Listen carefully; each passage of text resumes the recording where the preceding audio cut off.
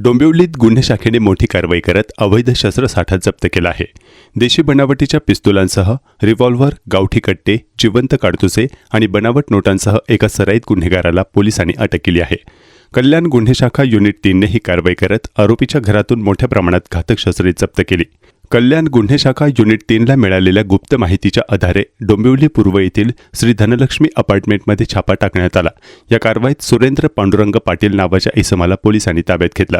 छाप्यात पोलिसांना आरोपीच्या घरातून 3 देशी बनावटीचे पिस्तुले, 1 सिक्सर रिव्हॉल्व्हर, 7 गावठी कट्टे, 405 जिवंत काडतुसे, 167 छर्रे तसेच तलवारी, कोयते आणि इतर घातक हत्यारे जप्त करण्यात आली।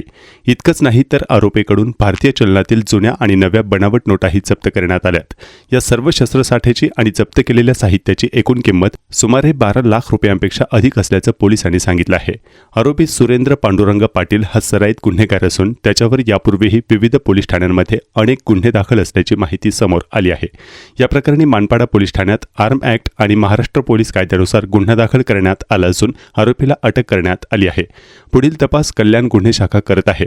डोंबिवलीत मोठ्या प्रमाणावर अवैध शस्त्रसाठा सापडल्यामुळे परिसरात एकच खळबळ उडाली असून या शस्त्रांचा वापर नेमका कोणत्या गुन्ह्यासाठी होणार होता याचा तपास आता पोलीस करत आहेत। पोलीस निरीक्षक अजित शिंदे आणि त्यांच्या टीमने एसीपी शेखर बागडे यांच्या पर्यवेक्षणामध्ये कारवाई आयोजित केली।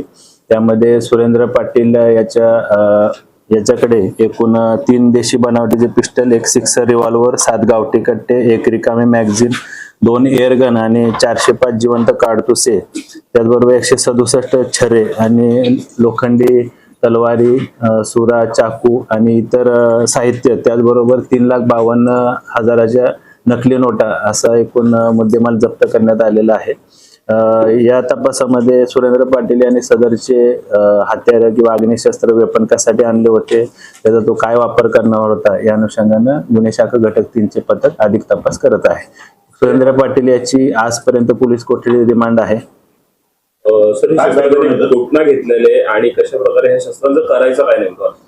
ही जी शस्त्र आहे त्यानं कुठून खरेदी केली आणि त्याचा काय वापर करणार होता त्याची तपास अजून सुरू आहे। त्याची आजपर्यंत पोलीस कोठडी रिमांड आहे। त्याचा मान्य न्यायालयाला विनंती करून अजून पोलीस कोठडी रिमांड वाढवून घेऊन त्या अनुषंगाने पुढील तपास आम्ही करणार आहोत। हत्यारे वगैरे सगळी ठेवलेली जागा ती कशा प्रकारे ठेवली तो तपासाचा भाग आहे। त्यामध्ये जे काय ते कायदेशीर कारवाई केलेली आहे, पंचनामा वगैरे करून आणि शस्त्र जप्त केलेली।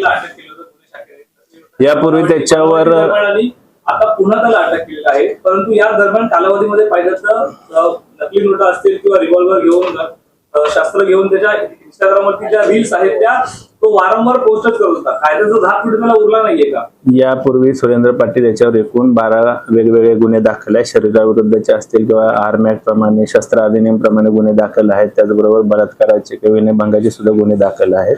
त्याच्यावर योग्य ते आम्ही प्रतिबंधक कारवाई करणार आहोत।